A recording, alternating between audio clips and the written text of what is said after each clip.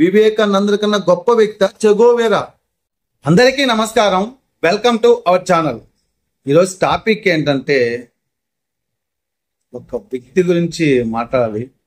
అతను చాలా అంటే చాలా ఫేమస్. ఎవరు ఎటువంటి ట్రోల్స్ కానీ కామెంట్స్ కానీ చేయకండి. ఆలోచన మాత్రమే చేయండి. ఎందుకంటే ఒక మనిషికి ఇంకొక మనిషిని ప్రేమించే హక్కు ఉంది. అలాగే ఒక మనిషి ఇంకొక మనిషిని అభిమానించే హక్కు ఉంది. అలాగే ఒక మనిషిని ఇంకొక మనిషిని ద్వేషించే హక్కు కూడా ఉంది. కానీ ఒక మనిషి మన యొక్క పుట్టుక ఎక్కడిది అని తెలుసుకోవాల్సిన అవసరం కూడా ఉంది. నీ యొక్క పుట్టుక తెలుసుకోవాలి, నువ్వేంటి అనేది కూడా తెలుసుకోవాలి. దాని తగ్గట్టుగా కూడా బిహేవ్ చేస్తేనే మనకు సమాజంలో ఒక విలువ అనేది ఉంటుంది. ఒక వ్యక్తి గత 10 సంవత్సరాలుగా మన రాష్ట్రంలో ఏది పడితే అది మాట్లాడుతున్నారు. అది మీకు తెలిసిన వ్యక్తే. ఒక రోజు మాట్లాడిన దానికి ఇంకో రోజు మాట్లాడిన దానికి అస్సలు బ్యాలెన్సే కాదు. ఎంత దారుణంగా మాట్లాడుతున్నారంటే అంత దారుణంగా మాట్లాడుతున్నారు.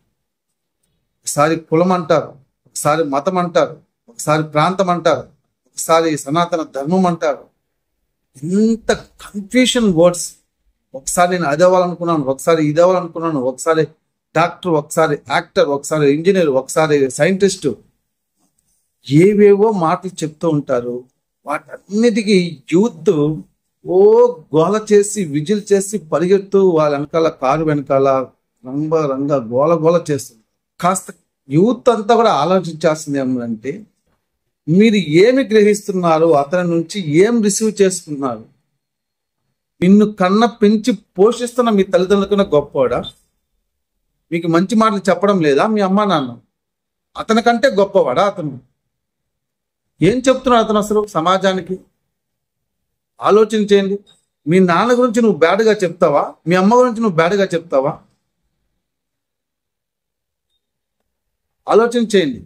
వాళ్ళ నాన్నమ్మ దీపం పెడితే ఆ దీపంలో వెళ్ళి వాళ్ళ నాన్న సిగరెట్ ముట్టించుకునేవాడు. ప్రపంచంలో ఏ కొడుకైనా తన తండ్రి గురించి తప్పుగా మాట్లాడతారా?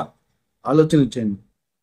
ఇవి రిసీవ్ చేసుకొని సమాజంలో ఎలా జీవించాలి ఆలోచించారు. కేవలం ఆలోచన మాత్రమే చేయండి. ఎటువంటి కాంట్రవర్సీగా ఆలోచన చేయకండి. జనాలు రాబోయే తరము ఏం రిసీవ్ చేసుకోవాలా, ఏమి హితవు ఇస్తున్నావు సమాజానికి? ఏ ఎండకి ఆ గొడుగు అనేది పట్టకూడదు.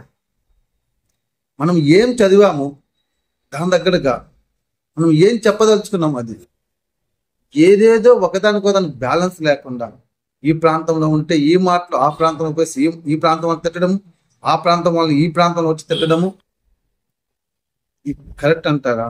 ఆలోచించండి.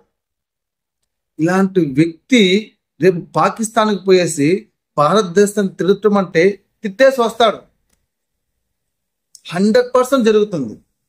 అక్కడ పోయి పాకిస్తాన్ జై అంటారు, భారతదేశం హటావో అంటారు. ఆలోచన చేయండి. ఎంతో మంది పెద్దవాళ్ళు చెప్పారు, సనాతన ధర్మంలో విడాకులకి అసలు అవకాశమే లేదు. మరి మీరే ఆలోచన చేయండి. ఇలా చాలా మంది ఇలా ఏది పడితే అది మాట్లాడుతున్నారు. ఇంతమంది రాజకీయ నాయకుల్లో ఏ ఒక్కరైనా సరే సనాతన ధర్మం గురించి వచ్చి కెమెరా ముందుకు వచ్చి మాట్లాడుతున్నారా? 1% మాత్రమే ఈ యొక్క రాష్ట్రాన్ని గబ్బు చేయడానికి తప్ప వేరే విషయం ఉందా? ఈ యొక్క విషయాన్ని ప్రజలు ఎవరైనా గ్రహిస్తున్నారా? ఆలోచన చేయండి. ఆఖరికి సుప్రీంకోర్టు మందలించినా సరే, ఈ టాపిక్ దేని గురించి మీకు తెలిసి ఉంటుంది, కలియుగ దైవం లడ్డు గురించి మందలించినా సరే టాపిక్ మాట్లాడుతున్నారు.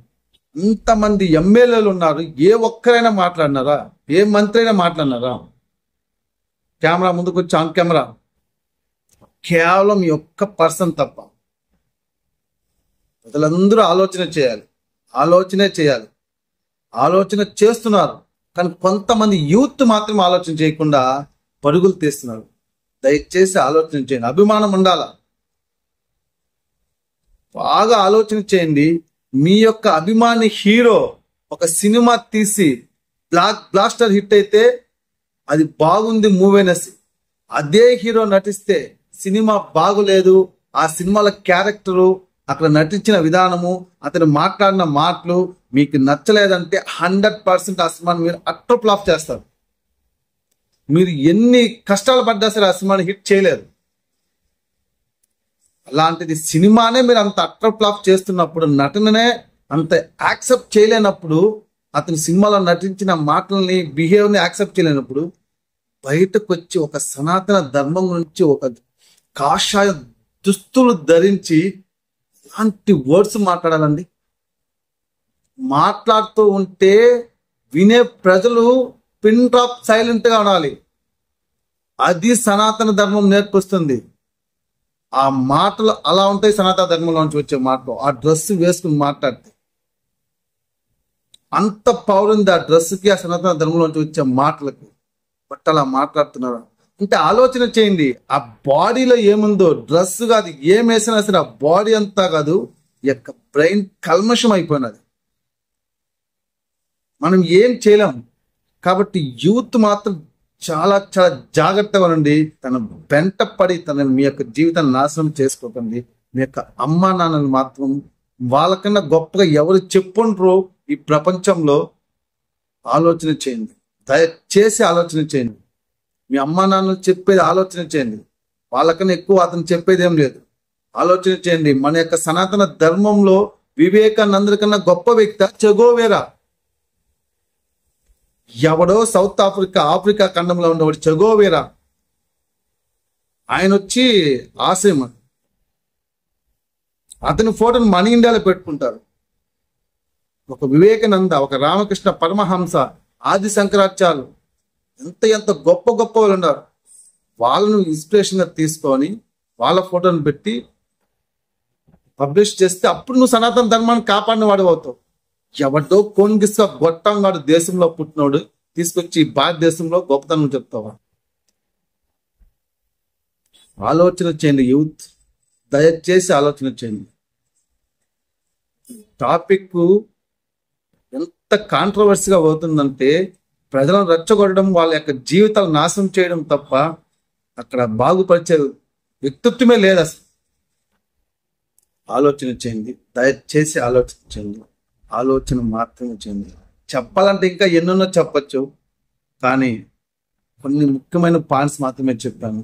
మీరు మిగతాదంతా మీరే ఆలోచన చేయండి. ఎన్నిసార్లు వీడియోస్ మీరు కావాలంటే రివిజన్ చేసుకొని చూడండి. తను మాట్లాడిన మాటలు రివిజన్ చేసుకొని చూడండి.